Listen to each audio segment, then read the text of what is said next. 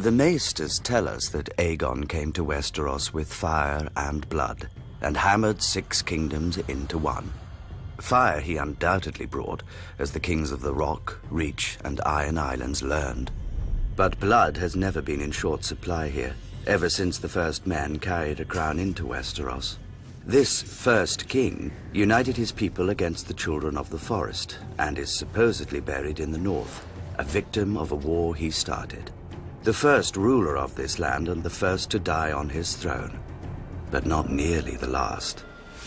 For thousands of years afterwards, 1,000 kings rose and fell, dying in their beds, in their battles, in their guards' and mistresses' arms.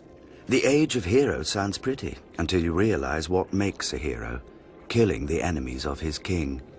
And to a king, there is no greater enemy than other kings.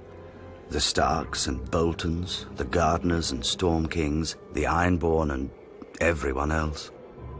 Even the mighty Targaryens were not immune from shortened reigns.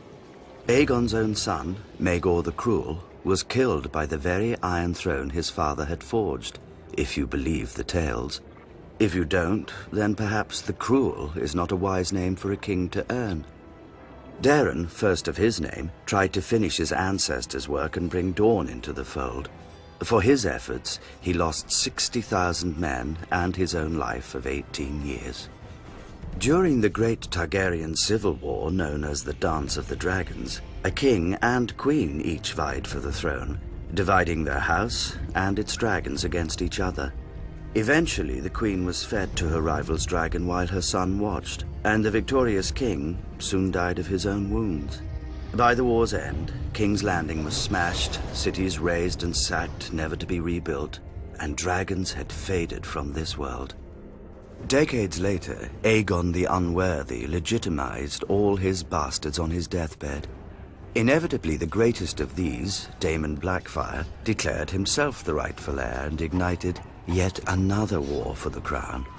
After much bloodshed, Daemon was killed by an alliance of his half-brothers on the Red Grass Field.